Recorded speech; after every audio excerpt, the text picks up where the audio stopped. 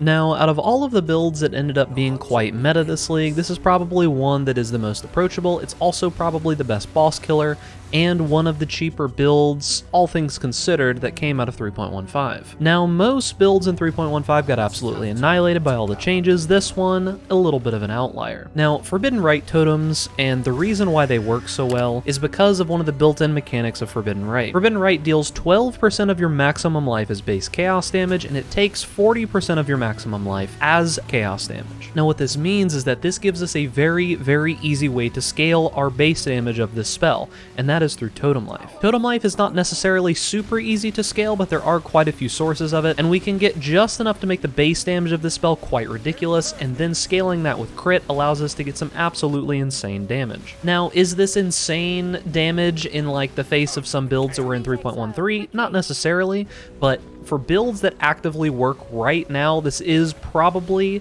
the most bang for your buck that you're going to get out of a bossing build in this entire league. Now, this is a totem build, so you need to know what comes with playing a totem build. The playstyle of totems is a little bit different than most other normal builds.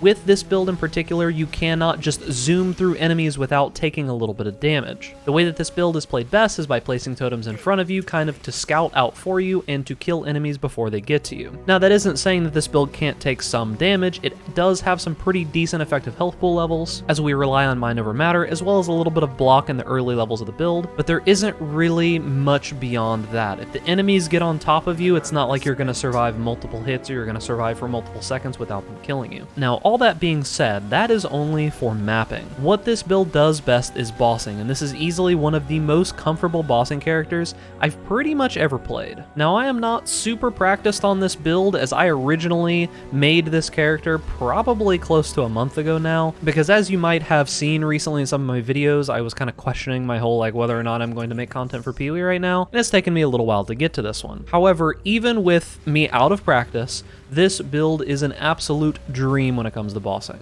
You place the totems down, they slow the boss a little bit with wither totems, they do insane amounts of damage, and you just dodge the abilities, and you can just completely focus on that. Now, that being said, if you do get hit by the boss abilities, they most likely will kill you, if not very close to kill you, but it's not too big of a deal when the totems can kill most bosses in the game on Awakener 8 in just a few seconds. Now, one of the main difficulties to overcome in this build is going to be the chest piece. The chest piece that we use is Soul Mantle. This chest piece gives us a free level 20 spell totem support, as well as making it so we can have one additional totem, and it has the unique effect of inflicting us with a random curse when each of our totems die. Now, this also does include when totems get overwritten, say if you cast too many of them. This is the main thing that we need to overcome in this build. Now, we will talk about a lot of this more in depth later, but this build does use self-cursing to be able to give it some extra oomph. We can get a decent amount of damage, as well as much later on in the expensive version of the build, you can actually get low life effectively without having to be low life, which is pretty nice. And self-curse totems with the Soul Mantle package did actually get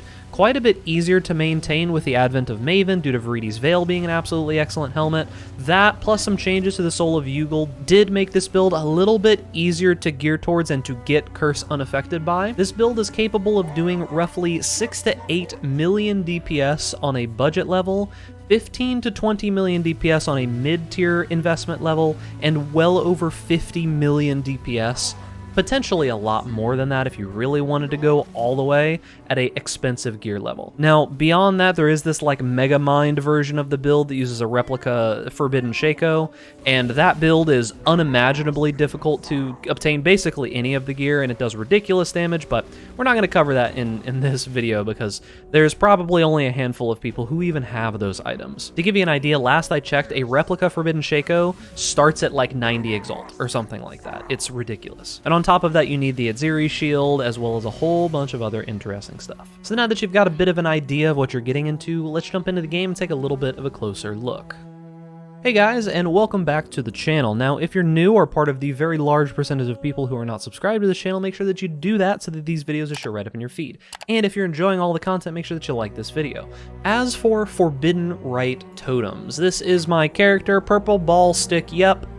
Don't ask about the name, we're not going to worry about that. The idea behind this build is this is kind of the natural progression of where the totem build was leading to. Dark Pact Totems was a build that some people were playing a couple leagues ago, and this is kind of the natural progression of where it's led to now that we do have the new spell Forbidden Rite.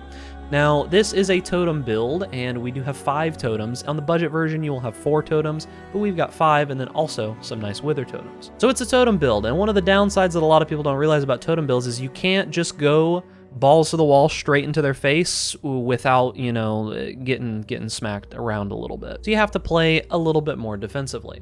Now, as I spoke about earlier, the main mechanic of this build is overcoming the curses that we obtain by casting totems with Soul Mantle. As you can see here, we got a bunch of curses on us. Now, I said I'd talk more about this later in the video. We might as well go over some of the basics of this build, but we do have this jewel here called Self-Flagellation. Gives us percentage increased damage per curse on us, and as you can see, we can curse ourselves a lot, basically 9 times.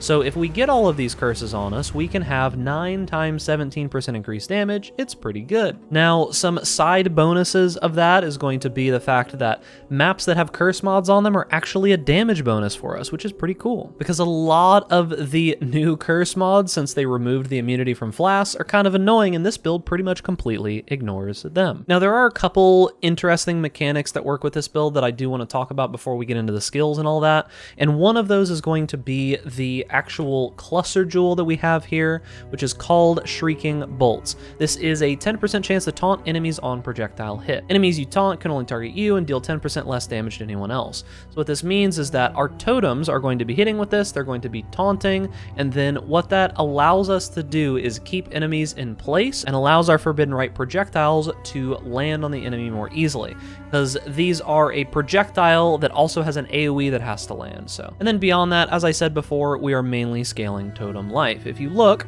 there isn't a ton of totem life on the tree, but we do have as much as we can get. There's honestly not even that many totem nodes. We do take the totem life nodes down here, and we do anoint ironwood, which is down here at the bottom.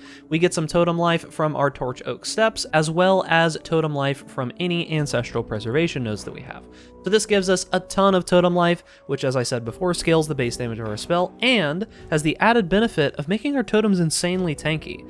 Our totems have a ton of chaos resist, a ton of elemental resist, a ton of physical damage reduction, a ton of life, and due to our ascendancy, they actually recover life. We get up to 7% of life regained per second since we have 7 totems, 5 of our normal totem, 2 of our wither totem. So the totems also regenerate all that health, and with all those defenses, they can survive most boss attacks. You can kind of just put them down in the boss's face and forget about them. You don't really have to worry too much. There are some abilities that will kill it, like if it's doing bajillions of damage and things like that. Now, as I said before, we are curse unaffected due to Viridi's Veil. You can use the old package that is 2 Kikizarus, or newly with the patch, you can use 1 Kikizaru, as well as some nodes on the tree. So you can use 1 Kikizaru, which will give you 40%, Sanctum of Thought, which will give you another 20%, leading to 60. You can use this new Asylum node, which gives you another 10%, as well as 5% here and 5% here, which is another 20%, adding up to 80. And then last but not least, the god powers of the Pantheon are finally actually useful. If you capture Varhesh Shimmering Aberration, you get 20% reduced effective curses on you. Now, he is over in the Terrace map is where I think that he's at. I'm not 100% certain of that, but you can always go up here and type in Yugal, and it'll show you the maps where he spawns. Yeah, so Terrace map is the correct one. It can be at any tier, it doesn't matter, all the way down to like tier 3. If you type the god up here, it'll show you where you can capture the souls for them. You're going to need one of the divine vessels that drop kind of infrequently throughout the game. So that allows you to go curse unaffected in any of those ways, so it's significantly easier to get a hold of it. If you do use the 1 Kikizaru and all of the points on the tree, that allows you to use an Essence Worm, which you can throw either a Zealotry or Haste into, all which is pretty nice. Now let's actually talk about the skills that we use on this build. So I showed off Forbidden Rite before. I can't actually show you it attacking, but you've seen plenty of it in the actual video earlier, simply because totems don't want to attack while we're in base. And hopefully one of these days or months or years, or maybe even longer than that, hopefully GGG will give us some dummies to put in our base that we can attack, and that will make my life significantly easier. But today's not that day. So we do have Forbidden Rite. Now, as I said with Forbidden Rite, this is a chaos spell. It lobs a chaos projectile, and we cast this from a totem. To supplement this, we do use wither totems. Now, an interesting mechanic here with the wither totems is that when we have these on multi-totem, this allows us to have 2 additional totems actually spawning on top of everything else. And the curious thing is that you can sit here and spam your Forbidden Rite totems, and it won't actually eat up these Wither Totems. However, Wither Totems will eat up your Forbidden Rite Totems. So what you can do is right before you start on a boss, you pop down a bunch of these Wither Totems. They don't cost very much mana. You can use a mana flask if you need to keep it up. Get all of your curses on, and then pop down your Forbidden Rite Totems, pop down your curses, and go to town. So you can keep recasting these Forbidden Rite Totems to move around as you need, and it won't overwrite your Wither Totems, which is really nice. Now, there is a big brain play that you can do later on if you get some like Shaper Gloves that have faster casting on it. You can put a Searing Bond. I think it's a Phantasmal Searing Bond. I'm not 100% certain that it's Phantasmal, but the extra quality gives you like more maximum totems. So that'll allow you to get up to 10 totems, which gives you a little bit more regeneration, as well as scales well with our Ascendancy, because for each active totem that we have out, we have 5% more damage. So that's an extra 15% more damage if you really want to go big brain. I don't necessarily recommend it, but it's something you could do. Beyond that, we do use Steel Skin on left click. This is just a nice guard ability that we can use, makes it very easy to get a little bit more effective health pool, as the effective health pool on Mind Over Matter builds is okay, but we've only got 3,400 life and about 1,400 out of 1,800 mana. You can get a little bit more if you do better than I do with your gear. I kind of just ramshackled some pieces together and got some of the more expensive ones, but keep in mind, you can do substantially better than what I do here. This is pretty much the only piece of gear that I've got that's like insanely expensive. The rest of this gear is relatively cheap. I'm talking like 1 chaos. I bought this for like 40C. You could very easily just drop the Recover Life when block and get a nice shield for probably around 30 or 40C. Torchhook Steps are very cheap. The rest of the gear, like even a Soul Mantle is not that expensive right now. A 5-link Soul Mantle will carry you most of the way through the game. Virides is a little expensive, but I think it's gone down in price over time. This is more expensive towards the beginning of the league, but you don't have to worry about the beginning of the league because this build is going to get nerfed, confirmed by Chris Wilson. So play it now before it's unavailable next league. Beyond that, the vast majority of the cost is really going to be in jewels, both the cluster and normal variety. Getting a good random splinters, getting good random yellow jewels, and getting the proper cluster jewels will be most of the expense. You can always get ones that have like more nodes on them if you want a little bit cheaper options, but they are going to be worse because you're going to need more points to be able to get all the way to the jewel sockets. Now, beyond that, we are using an Arcanist brand. This is going to allow us to cast our Curse as well as our Frost Bomb. Now, Frost Bomb, if you don't know, is mainly useful for when the Maven rears her ugly head and decides that, hey, I'm going to give one of those bosses like 40% of its life back just like that. And this Frost Bomb will stop most of that, which is very nice. So this is just the dual, Curse and Frost Bomb application. Now, we do have 2 methods of moving around, and the first one is going to be Shield Charge. Now, if you do have the Cluster Jewel that gives you Onslaught when you have recently placed a totem, you can place a totem, hit your little flask there, and you can actually move around quite fast. We move relatively fast with that ability. This also does provide us our source of Fortify, which is also being nerfed in the next patch, so don't worry about that. And then we just use a single link Flame Dash that has our Arcane Surge. It's also linked to our Steel Skin, which gives us Arcane Surge, just a little bit more mana regen, a little bit more damage. And then we use a Cast When Damage Taken with Cold Snap and the Vol Cold Snap version of it, as well as Tempest Shield. And what this does is it gives us a little bit more chance to block. It does also give us Cold Snaps just as we're randomly moving around clearing. You might be asking, Big Ducks, why are you using Cold Snap and a Cast When Damage Taken? Well, you notice the bottom line here of the top portion, it says 25% chance to gain a Frenzy Charge when an enemy dies while in the skill's area. This is actually a relatively easy way to keep Frenzy Charges up, and then during boss encounters, Vol Cold Snap does not actually link to Cast When Damage Taken, so you can use Vol Cold Snap to just pop up to maximum Frenzy Charges while you're fighting that boss. It's pretty nice. It's a good addition for just getting some random extra damage while you're clearing. And then beyond that, I am personally using Clarity. You don't have to use Clarity. You can use like a Clear Mind Jewel and just get a little bit more mana regen. I'm using Clarity just because it's easy. In the POB, you won't be seeing that Clarity because I don't super recommend it, because you should just invest a little bit more into the build, unlike what I've done. And then we're also using Zealotry in an Essence Worm. This makes it so that we have increased reservation of other skills. Doesn't really matter because it's only like 410 reservation on Clarity.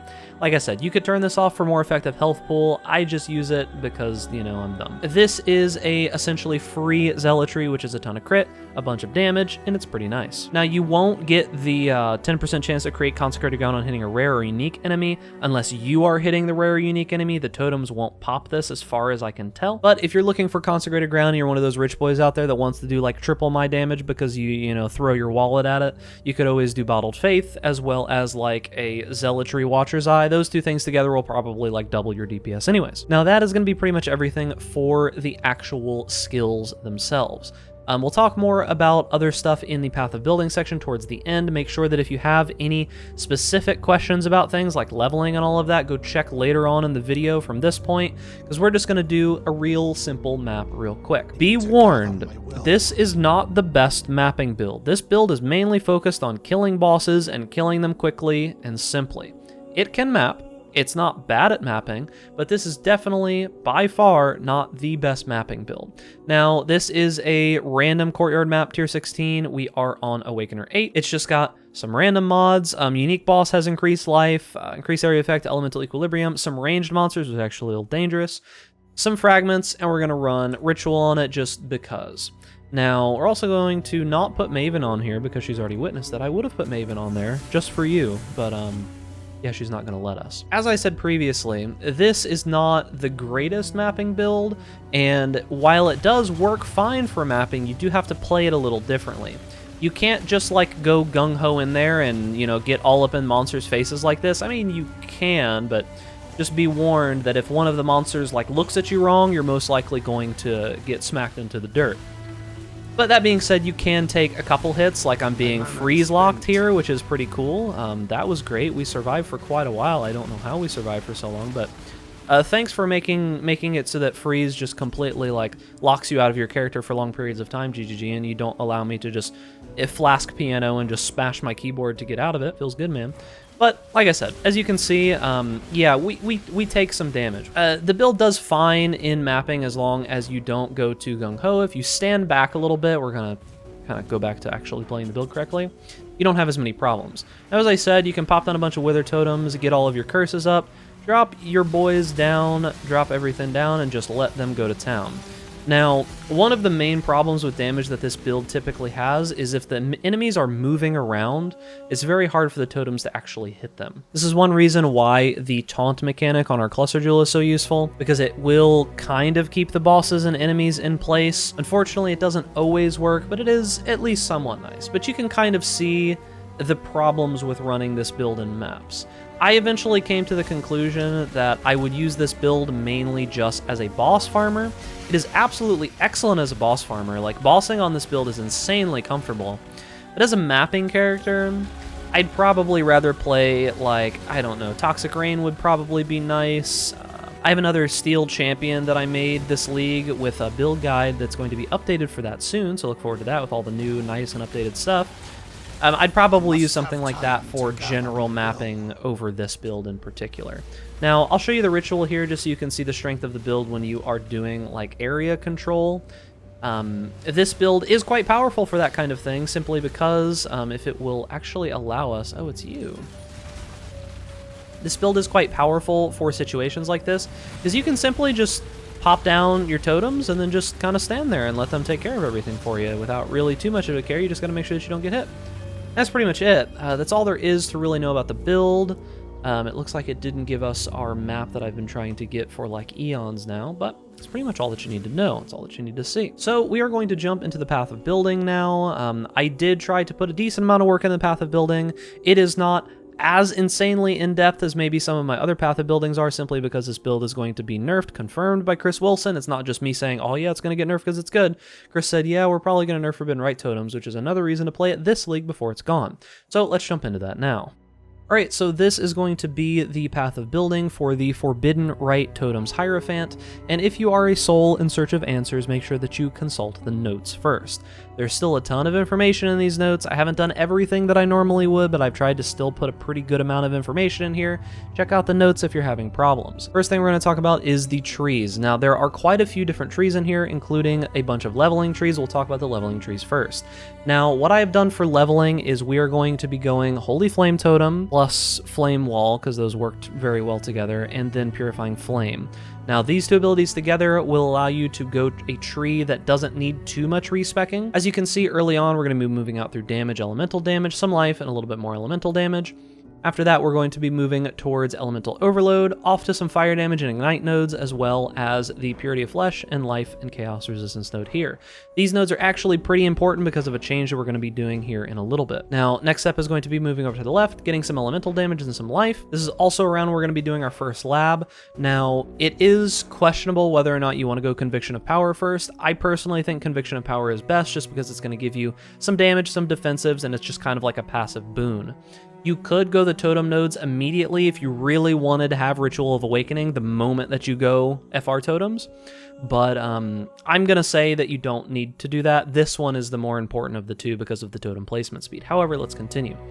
Next way that we're going to go is over towards these block nodes and Glancing Blows. Now, you will keep Glancing Blows for quite some time. This just gives us an easy way of smoothing damage taken. I know that a lot of people prefer just normal block because it's going to make it so you take no damage. However, this is going to give us a high chance to block some of the damage, and giving us just a little bit of DR while leveling is going to be really, really nice. It also gives us a bunch of resistances here, which will be solid, and some life. The next step that we're going to be taking is moving over towards here, grabbing these two mana nodes as well as these two life nodes. And the next step is going to be a rather decent sized respec. I would recommend that if you're going to play this build in the middle of this league, I would save up if you have no currency whatsoever and grab a 5-link Soul Mantle as well as 2 Kikizaru rings. After you do that, and grab yourself a couple Regret Orbs. When you hit 49, you're going to want to do a little bit of a respec here. You can kind of see that some of the points shift around a little bit. I'll show you here if we compare it to the 49 tree, you'll see that it's a decent amount of points respec. This is going to be the respec into FR totems. Now, Forbidden Rite totems are actually really, really powerful the moment that you change over into them. Insanely strong, and I do recommend that you do it, but as said, you're going to need a little bit of respecking. And this is going to be the point where you swap out all your gems, try to get them leveled on the way there. Something that I did forget to mention is that we are going to swap over to Armageddon Brand and Cremation at around 28. That is what you're going to level with until FR totems. If you do want to do something besides FR totems while leveling, I would say stick with Armor Brand and Cremation. Get some of these like fire nodes here, some of these fire nodes up here, and just head over to the right is what I would suggest that you do. However, continuing on with FR totems, the next place that we're going to go is up here towards the top. We are going to be going crit almost immediately. Crit is very powerful if you scale it through some of these totem nodes. We do grab some crit nodes over here, and we will be grabbing these crit nodes here as well as some block, mana, and life. Beyond that, we're going to be grabbing the rest of these mana nodes, rest of these life and mana nodes. Some of these nodes up here, this corruption node is actually insanely powerful because of the increased effect of Withered. This gives us a much more powerful Wither debuff, which is really nice because it's a ton of extra damage taken. And then the last step is going to be putting in some jewels. Now, from this point, you'll notice that there are no more leveling trees. That's because you're going to move over to one of the budget paths. Now, if you have no cluster jewels, this is the tree that I recommend that you use. You can just start moving over towards the right side of the tree and filling in some of these nodes down here. I would personally say that if you're going to play this build, save up enough money to be able to do the cluster tree, because the cluster jewels are insanely powerful for this build. If you see, the difference in DPS is only about 3 million-ish, but the build performs significantly better with these cluster jewels. The main reason being is that Ancestral Preservation is going to keep your totems alive, and then on top of that, this Shrieking Bolts node is going to make it so that you stay alive and that your totems can do more damage.